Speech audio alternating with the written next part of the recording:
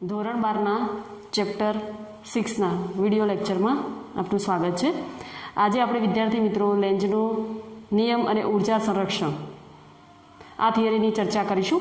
હવે થિયરી બે રીતે પણ પૂછાઈ શકે છે। તમને એવું પૂછે કે લેન્ઝનો નિયમ સમજાવો તો એ પણ બે ગુણની થિયરી છે, અથવા એવું પણ કહી શકે છે કે લેન્ઝનો નિયમ એ ઉર્જા સંરક્ષણના નિયમનું વિશિષ્ટ કથન છે, આ સમજાવો। તો આ જ પ્રશ્ન છે વિદ્યાર્થી મિત્રો, તો આને આપણે ધ્યાનથી પૂછીશું અને પ્રશ્ન બોર્ડની પરીક્ષા માટે પણ એટલો જ અગત્યનો છે। અને આના પછી પણ જે થિયરીની ચર્ચા કરવાની છે વિદ્યાર્થી મિત્રો, એ થિયરી પણ એટલી જ અગત્યની છે। તો આપણે ચર્ચા કરીએ લેન્ઝના નિયમની। તો વિદ્યાર્થી મિત્રો આપણને એવું થશે કે લેન્ઝના નિયમનું સૌપ્રથમ એની વ્યાખ્યા એટલે એનું કથન શું છે। તો વિદ્યાર્થી મિત્રો આપણે ફેરેડેનો નિયમ ભણી ગયા ચુંબકીય પ્રેરણ માટે। એમાં એનું સૂત્ર હતું epsilon is equal two minus d∅b upon dt અથવા epsilon is equal two minus n d∅b upon dt। તો એ બંધ પરિપથને લઈને એની ચર્ચા કરી હતી। તો એનાથી થોડુંક આગળ એક સ્ટેપ આગળ આપણે લેન્ઝના નિયમની ચર્ચા કરીશું। તો એના માટે એવું કહે છે કે જેને લીધે પ્રેરિત EMF ઉત્પન્ન થાય છે તેનો જ વિરોધ કરતું ચુંબકીય ક્ષેત્ર ઉત્પન્ન થાય તેવી જ દિશામાં પ્રેરિત EMF ઉત્પન્ન થાય છે, જેને લેન્ઝનો નિયમ કહે છે, જે ચુંબકીય ફ્લક્સના ફેરફારનો હંમેશા શું કરે છે, વિરોધ કરે છે। તો આપણે અહીંયા લેન્ઝનો નિયમ લખીએ। મેં કહ્યું એ જ કથન કે જેને લીધે પ્રેરિત EMF ઉત્પન્ન થાય છે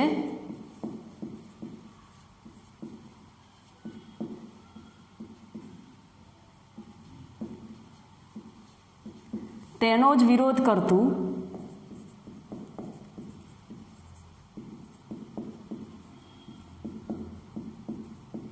ચુંબકીય ક્ષેત્ર ઉત્પન્ન થાય તેવી જ દિશામાં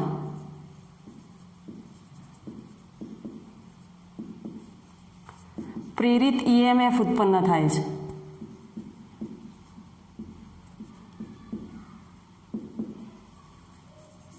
જેને વિદ્યાર્થી મિત્રો આપણે શું કહીએ છીએ, લેન્ઝનો નિયમ। અને મેં કહીએ કે લેન્ઝનો જે નિયમ છે એ ચુંબકીય ફ્લક્સના ફેરફારનો વિરોધ કરે છે। એટલે આપણે એવું લખી શકીએ કે આ નિયમ ચુંબકીય ફ્લક્સના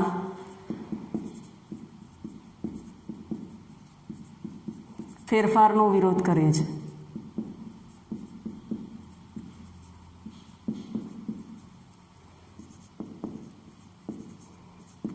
હવે વિદ્યાર્થી મિત્રો અહીંયા ચુંબકીય ફ્લક્સના ફેરફારની વાત કરી ત્યારે સાથે સાથે એવું આપણે કહી શકીએ છીએ કે લેન્ઝના નિયમની મદદથી પ્રેરિત EMFની દિશા પણ જાણી શકાય છે। વિદ્યાર્થી મિત્રો આ થિયરીની ચર્ચા કરતા સાથે સાથે તમને ક્યાંક એક ગુણના પ્રશ્નના જવાબ પણ મળશે। એટલે આપણે દર્શાવીએ કે લેન્ઝના નિયમની મદદથી પ્રેરિત EMFની દિશા પણ જાણી શકાય છે।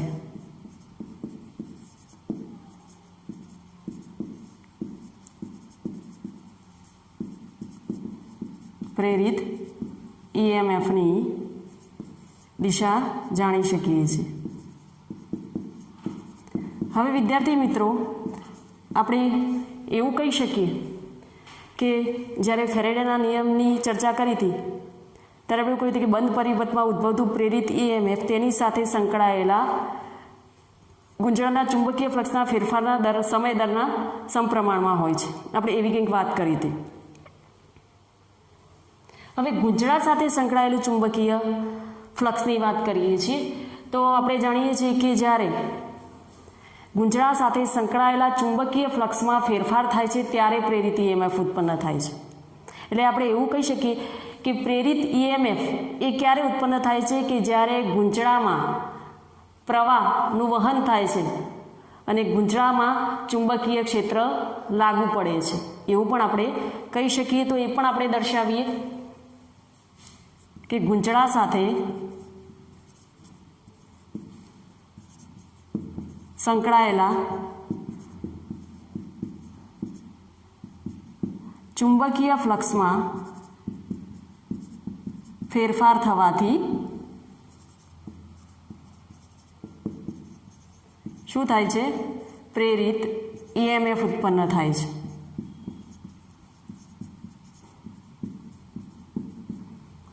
અથવા આપણે એવું પણ કહી શકીએ કે પ્રેરિત EMF ક્યારે ઉત્પન્ન થાય? તો ગૂંચળામાં પ્રવાહનું વહન થાય ત્યારે ગૂંચળામાં ચુંબકીય ક્ષેત્ર ઉત્પન્ન થાય, જેને કારણે આપણને શું મળે છે?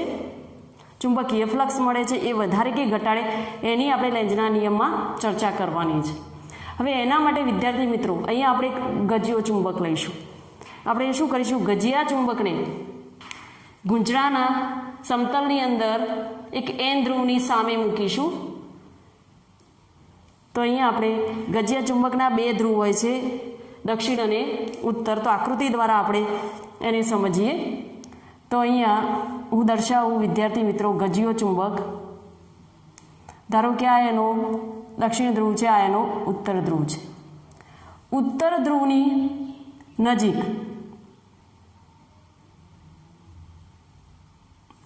આમ તો એવું કહી શકીએ ઉત્તર ધ્રુવથી થોડેક દૂર એક ગૂંચળું મૂકેલું છે. આપણે એવું કહી શકીએ.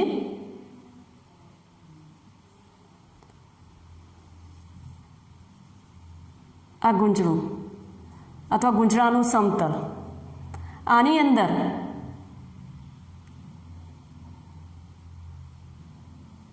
ગૂંચળાના સમતલમાં આપણે એક N ધ્રુવ બતાવીએ, એની દિશા પણ બતાવી દઈએ.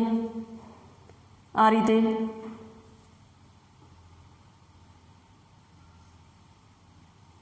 પ્રવાહની દિશા પણ બતાવી દઈએ. આ રીતે છે.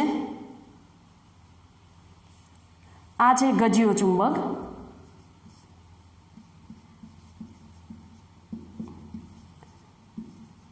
અને આ છે ગૂંચળું.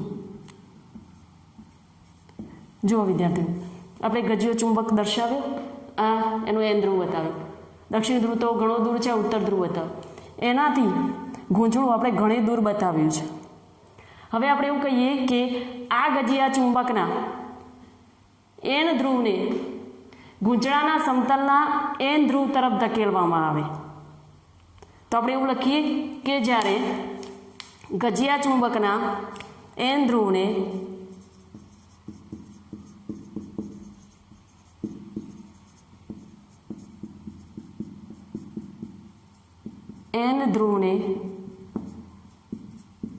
ગૂંચળાના N સમતલ તરફ ધકેલવામાં આવે. હવે આવું કરીએ વિદ્યાર્થી મિત્રો, જુઓ આપણે લઈ જઈએ છીએ એ બાજુ, ત્યારે શું પરિસ્થિતિ થશે કે ગૂંચળા સાથે સંકળાયેલા ચુંબકીય ફ્લક્સમાં વધારો થશે. શું થાય?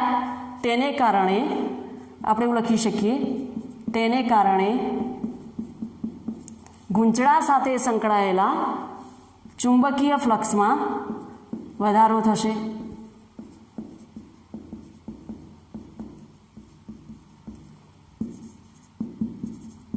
હવે આવી પરિસ્થિતિ જ્યારે ગજિયા ચુંબકનો N ધ્રુવ ગૂંચળાની તરફ ધકેલીએ છીએ, એની નજીક લઈ જઈએ છીએ, ત્યારે ચુંબકીય ફ્લક્સમાં અથવા ચુંબકીય ફ્લક્સમાં વધારો થાય છે, એવું આપણે લખીએ. વધારો જોવા મળે છે. હવે અહીંયા ચુંબકીય ફ્લક્સમાં વધારો જોવા મળે. જ્યારે લેન્ઝનો નિયમ શું કહે છે? તો લેન્ઝના નિયમ પ્રમાણે આપણે એવું કહી શકીએ કે પ્રેરિત પ્રવાહ એવી દિશામાં આપણે વહેવડાવીએ કે અહીંયા ચુંબકીય ફ્લક્સના ફેરફારનો વિરોધ જોવા મળે. લેન્ઝના નિયમ પ્રમાણે આપણે એવું દર્શાવીએ પ્રમાણે પ્રેરિત પ્રવાહ એવી દિશામાં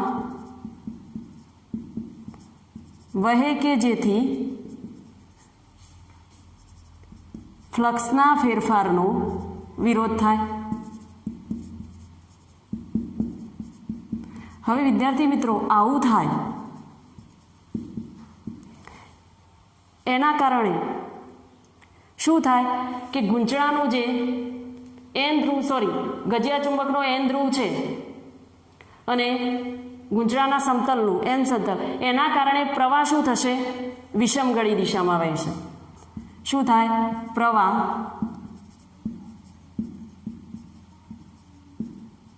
વિષમગળી દિશામાં વહે છે. હવે પ્રવાહ વિષમગળી દિશામાં વહે વિદ્યાર્થી મિત્રો, તો શું પરિસ્થિતિ થશે?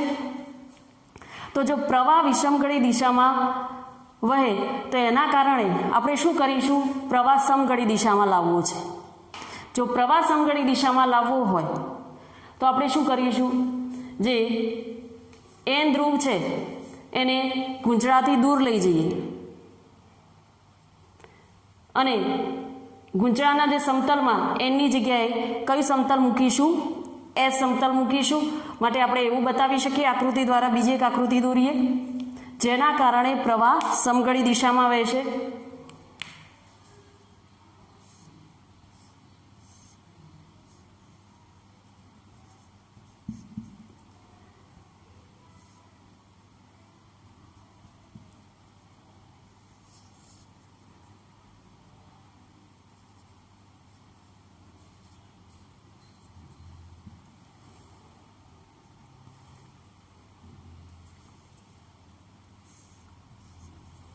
અહીંયા આપણે ઉત્તર ધ્રુવ બતાવ્યો, અહીંયા સામે ગુંજરામાં સમતલ કયું લીધું વિદ્યાર્થી મિત્રો? આપણે એસ સમતલ લીધું. અહીંયા આપણે પ્રવાહની દિશા બતાવી દઈએ. તો આ પરિસ્થિતિ ઉપરથી આપણે એવું લખી શકીએ કે જ્યારે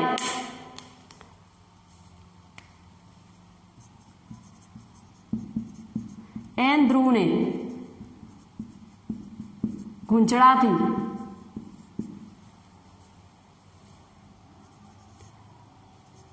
દૂર લઈ જવામાં આવે છે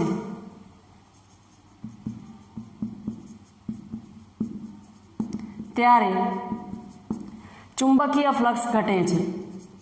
શું થાય છે? ચુંબકીય ફ્લક્સ ઘટે છે. ચુંબકીય ફ્લક્સ ઘટે એટલે એના કારણે પ્રવાહ શું થશે? સમગળી દિશામાં વહે છે.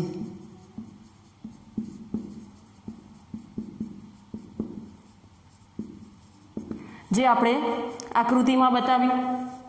હવે વિદ્યાર્થી મિત્રો એનાથી થોડીક આગળ ચર્ચા કરીએ તો આ પરિસ્થિતિમાં આપણને મળે છે શું?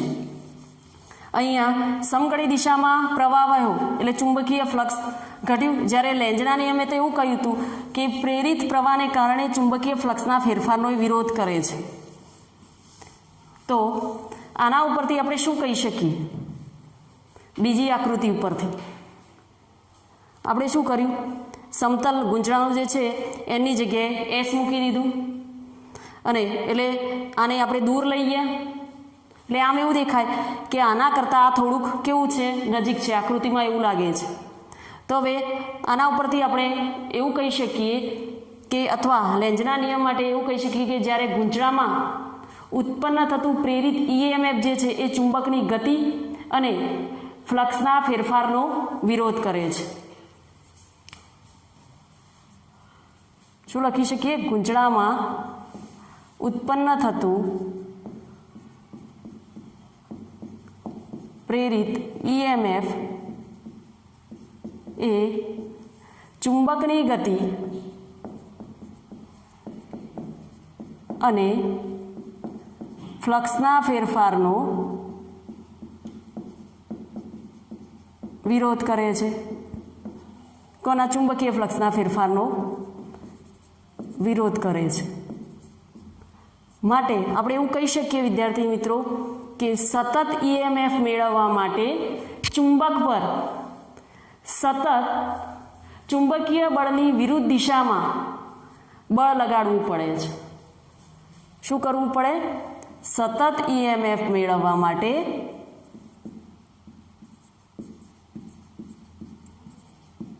ચુંબક પર સતત ચુંબકીય બળની વિરુદ્ધ દિશામાં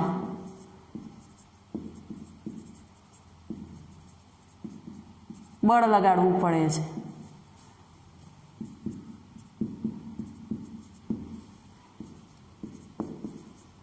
અને જેને કારણે આ જે બળ લગાડીએ છીએ એને કારણે શું થાય છે? તો વિદ્યાર્થી મિત્રો આપણે જાણી શકીએ કે જેને કારણે યાંત્રિક ઉર્જાનું વિદ્યુત ઉર્જા અને ઉષ્મા ઉર્જામાં રૂપાંતર થાય છે.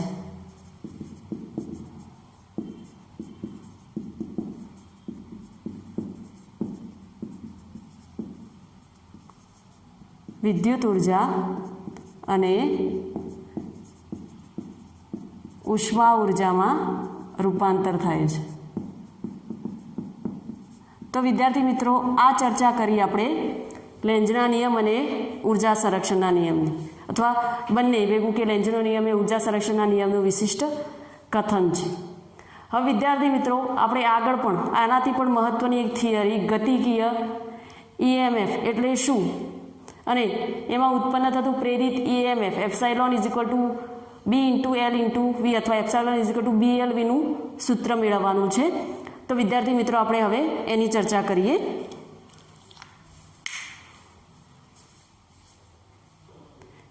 વિદ્યાર્થી મિત્રો ગતિકીય EMF એટલે શું તેની આકૃતિ દોરી અને વર્ણન કરો, આવું પણ પ્રશ્ન પૂછાઈ શકે. અથવા તમને એવું પણ કહી શકે કે ગતિકીય EMFની વ્યાખ્યા આપી પ્રેરિત EMF epsilon is equal to BLVનું સૂત્ર તારવો. તો આ એક જ થિયરી છે વિદ્યાર્થી મિત્રો. તો આ થિયરીને આપણે આકૃતિ દ્વારા સમજીશું અને આકૃતિમાં આપણે યુ આકારનો એક વાહક સળિયો લઈશું અને એ વાહક સળિયાની ભુજાઓ પર આપણે એક PQ બીજો એક સળિયો મૂકીશું અને સળિયાને જ્યારે ડાબી તરફ સરકાવીશું ત્યારે V જેટલા વેગથી સરકશે. એ વખતે એક બંધ પરિપથ રચાશે અને એ વખતે ઉત્પન્ન થતું પ્રેરિત EMF એની આપણે ચર્ચા કરવાની છે. તો સૌ પ્રથમ આપણે ગતિકીય EMFની વ્યાખ્યા આપીશું કે ગતિકીય EMF એટલે શું. તો વિદ્યાર્થી મિત્રો ગતિકીય EMF માટે એવું કહેવાય છે કે જ્યારે કોઈ ગતિને કારણે ગુંજણા સાથે સંકળાયેલા ચુંબકીય ફ્લક્સમાં ફેરફાર થવાથી જે પ્રેરિત EMF ઉત્પન્ન થાય છે તેને આપણે શું કહીએ છીએ? ગતિકીય EMF. તો આપણે અહીંયા વ્યાખ્યા દર્શાવીએ કે જ્યારે કોઈ ગતિને કારણે ગુંચળા સાથે સંકળાયેલ ચુંબકીય ફ્લક્સમાં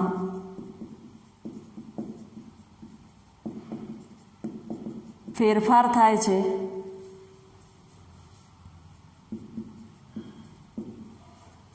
જેને કારણે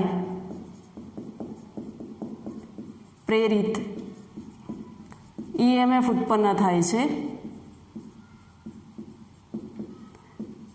જેને આપણે શું કહીશું? ગતિકીય EMF. હવે વિદ્યાર્થી મિત્રો આ સમજવા માટે આપણે યુ આકારનો એક વાહક સળિયો અથવા વાહક તાર લઈશું. તો આકૃતિ દ્વારા સમજીએ.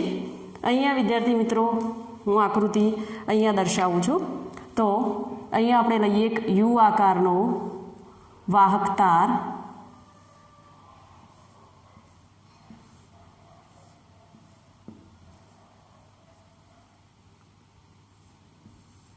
આ રીતે આપણે દર્શાવીશું.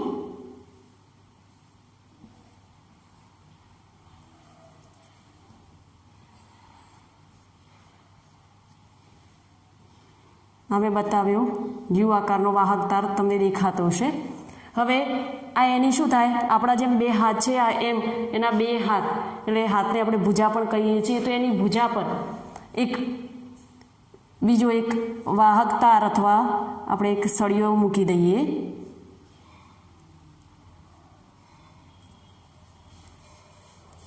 એ આપણે દર્શાવીએ.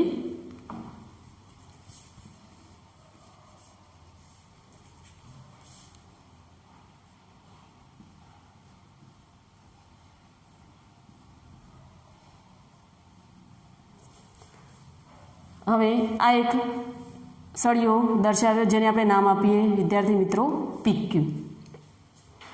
બરાબર છે. હવે અહીંયા આપણે નામ આપી દઈએ છીએ. આ પણ બે છેડા થશે R અને S. અહીંયા વિદ્યાર્થી મિત્રો અહીં હું ચોકડીની નિશાની બતાવું છું. એટલે અહીંયા ચુંબકીય ક્ષેત્ર હાજર છે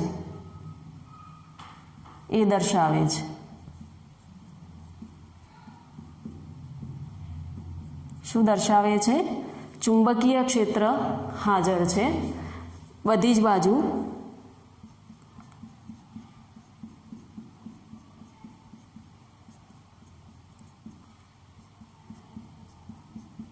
આપણે બતાવીશું। અને ચોકડીની જે દિશા છે એ પુસ્તકના પાનાની અંદર જતી દિશામાં છે। એટલે આ મૂળ શું બતાવ્યું છે? ચુંબકીય ક્ષેત્ર જ, પણ જેને આપણે ચોકડી વડે દર્શાવેલું છે। આ રીતે વિદ્યાર્થી મિત્રો આપણે બતાવી શકીએ।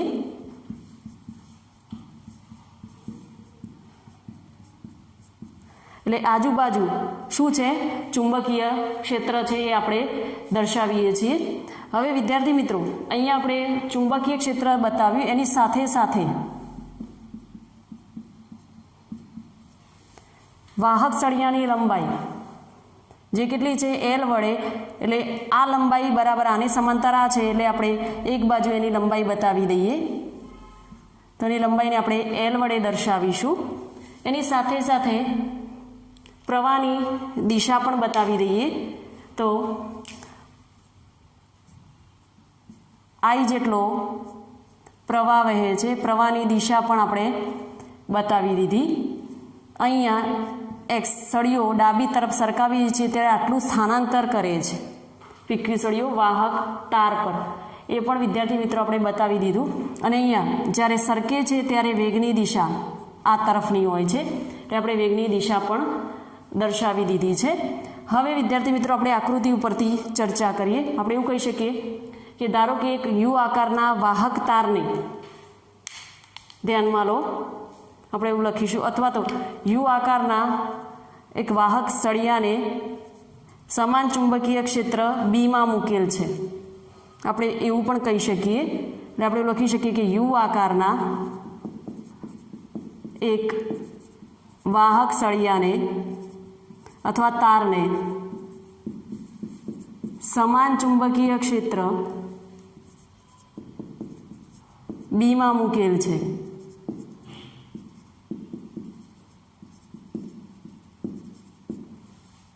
હવે આ જે વાહક સળિયાની બે ભુજાઓ છે એના ઉપર PQ તાર જે છે એ ડાબી તરફ સરકાવવામાં આવે છે। વાહક સળિયાની બંને ભુજા ઉપર PQ તાર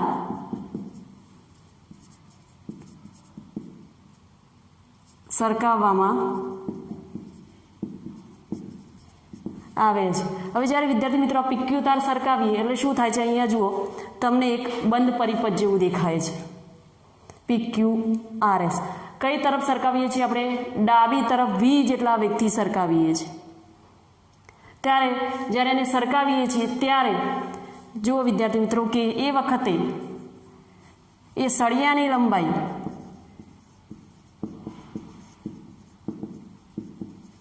આપણે એવું લખી શકીએ PQ બરાબર RS બરાબર કેટલી છે?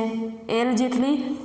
અને જ્યારે સળિયો ડાબી તરફ ખસે છે ત્યારે કેટલું સ્થાનાંતર કરે છે? એટલે QS બરાબર PR બરાબર કેટલું થાય છે? X જેટલું। QS બરાબર PR બંને એકબીજાને સમાંતર, એટલે કેટલું છે? X જેટલું મળે, આટલું મળે છે। હવે વિદ્યાર્થી મિત્રો જ્યારે સળિયો V જેટલા વેગથી ગતિ કરે છે ત્યારે શું પરિસ્થિતિ થાય છે? તો એ વખતે આપણે અહીંયા કહ્યું કે અહીંયા સમાન ચુંબકીય ક્ષેત્રની અંદર આપણે વાહક સળિયો મૂક્યો છે,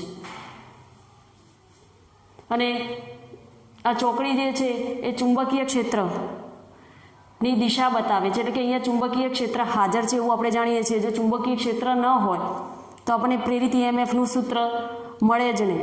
એટલે ચુંબકીય ક્ષેત્રની અંદર વાહક સળિયો મૂક્યો છે, એટલે આપણે એવું કહી શકીએ કે અહીંયા વાહકથી બનતું આખું જે વાહક દર છે, વાહકથી બનતું સમતલ એ ચુંબકીય ક્ષેત્રને કેવું છે? લંબરૂપે છે। તો આપણે અહીંયા દર્શાવીએ કે વાહકથી બનતું સમતલ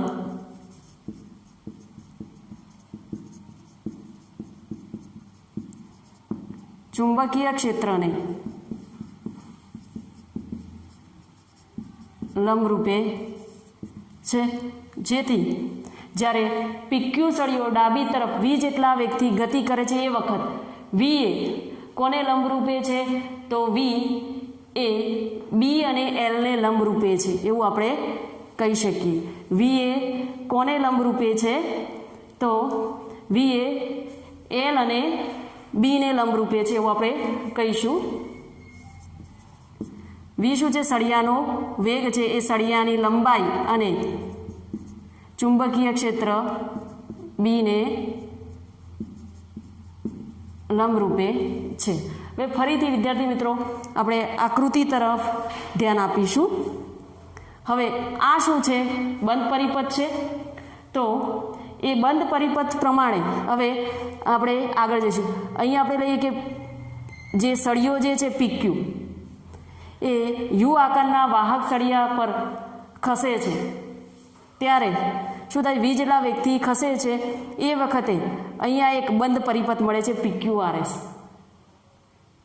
જેની સાથે સંકળાયેલું આપણને ચુંબકીય ફ્લક્સ મળે છે. શું મળે છે? ચુંબકીય ફ્લક્સ મળે છે. એટલે આપણે એવું કહીએ કે જ્યારે પીક્યુ સળિયો ગતિ કરે છે, પીક્યુ સળિયો ગતિ કરે છે ત્યારે ક્ષેત્રફળ કોનું? તો PQRSનું. ત્યારે PQRSનું ક્ષેત્રફળ બદલાય છે, ત્યારે શું છે? આ બંધ પરિપથ PQRSનું ક્ષેત્રફળ બદલાય છે.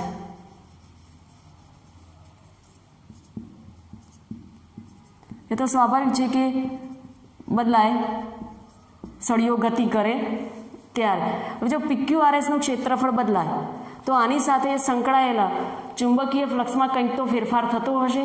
તો તેની સાથે સાથે શું થાય છે? ગૂંચળા સાથે અથવા બંધ પરિપથ સાથે સંકળાયેલા ચુંબકીય ફ્લક્સમાં પણ શું થાય છે? તેની સાથે સાથે ચુંબકીય ફ્લક્સમાં પણ ફેરફાર થાય છે.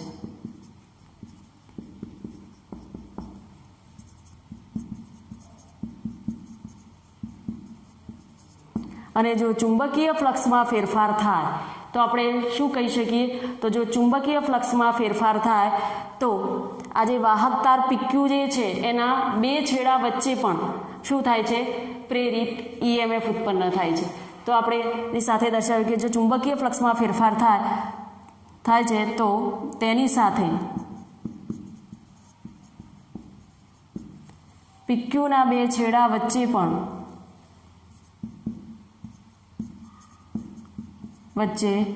શું થાય છે? પ્રેરિત EMF ઉત્પન્ન થાય છે.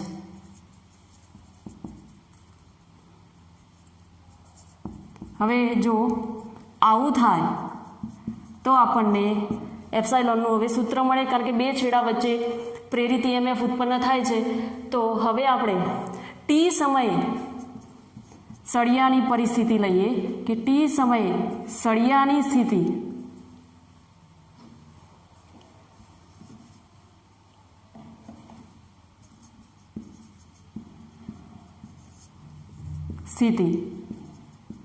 PQ છે. તેથી બંધ પરિપથ PQR અહીંયા આમ પણ મૂકી છે. PQRS સાથે સંકળાયેલું ક્ષેત્રફળ તમે આમ પણ PQRS લખી શકો. PQ અહીંયા પણ R લખી શકો, S લખી શકો, અથવા R અને S આ રીતે પણ લખી શકો છો. તેથી બંધ PQRS સાથે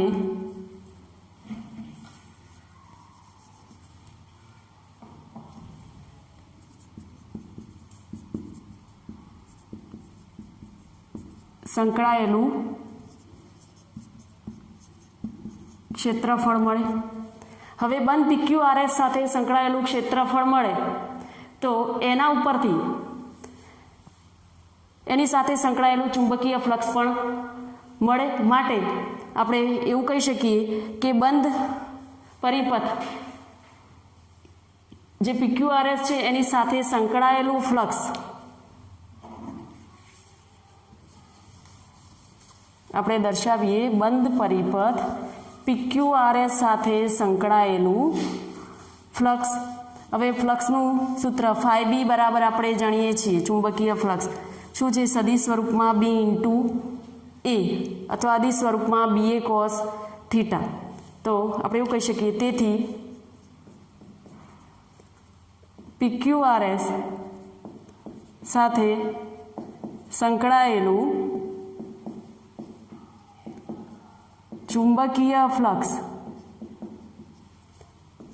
જેને આપણે phi b વડે દર્શાવીશું, અને phi b બરાબર છે સદિશ સ્વરૂપમાં B ઇન્ટુ A, therefore અદિશ સ્વરૂપમાં દર્શાવીએ phi b is equal to BA cos theta, પરંતુ થીટા શું છે? 0 છે. તો therefore phi b is equal to cos 0ની વેલ્યુ શું છે? 1. તો phi b is equal to શું મળશે? B into A.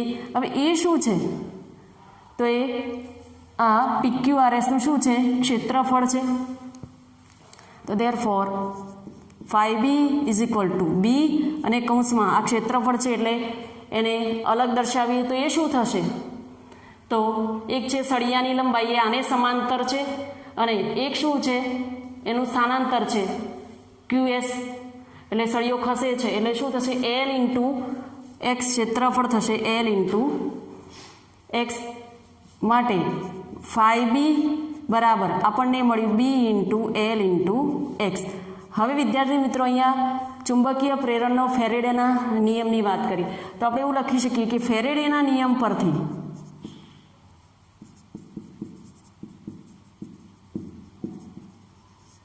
Epsilon is equal to શું છે?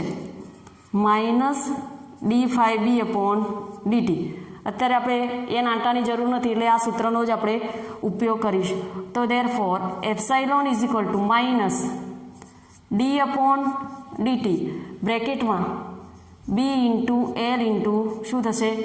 X. આપણે B અને L ને કોમન લઈ લઈએ તો epsilon is equal two minus B into L dx upon dt આટલું થશે. આ શું છે? X શું છે? સ્થાનાંતર છે, અંતર છે, જેનું આપણે સમયની સાપેક્ષે વિકલન કરીએ તો શું મળે? વેગ. પણ કેવો વેગ મળે? તો dx upon dt is equal two minus v જેટલો. તો આપણે અહીંયા દર્શાવીએ કે epsilon is equal two minus B into L into minus v. તો therefore epsilon is equal two આપણને મળે plus B into L into v.